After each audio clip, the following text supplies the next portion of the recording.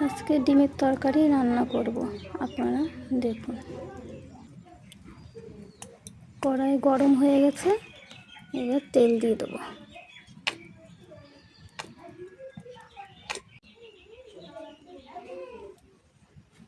এবার ডিম দিয়ে দিলাম। ডিমটা ভেজে নেব।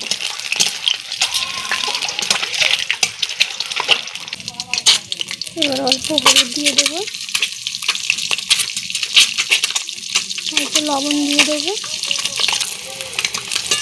ডিম ভাজা হয়ে গেছে, এবার ডিমগুলো নামাবো। এবার জিরে দিয়ে দেবো, একটা শুকনো লঙ্কা দিয়ে দিলাম, আলু দিয়ে দেবো। এবার জিরে ভাজা হয়ে গেছে, নাড়িয়ে নেব।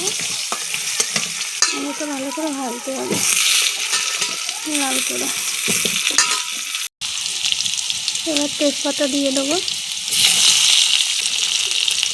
লবণ দিয়ে দেবো,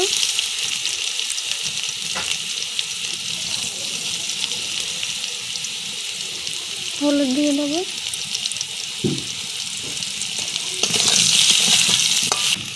এবার মশলা করে রেখেছিলাম মিক্সারে, সেই মশলাগুলো দিয়ে দিলাম।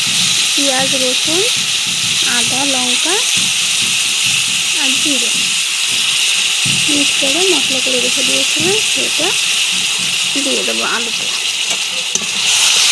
এবারে ভালো করে নাড়িয়ে নেব, ভালো করে একটু ভাজতে হবে। মশলা ভাজা হয়ে গেছে, এবার জল দিয়ে দেবো।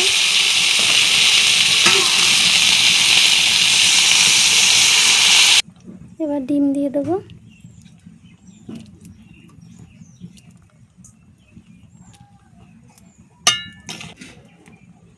তারপর ঢেকে দেবো।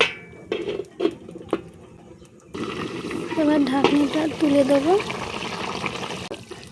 আলুটা সিদ্ধ হয়েছে নাকি সেটা দেখব।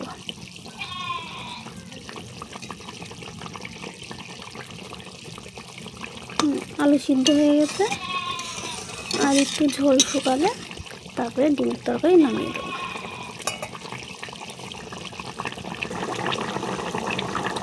ঝোল শুকিয়ে গেছে, এবার গরম মশলা গুঁড়ো দেবো। গরম মশলা গুঁড়ো দিয়ে দিলাম। তরকারি হয়ে গেছে, এবার নামাবো।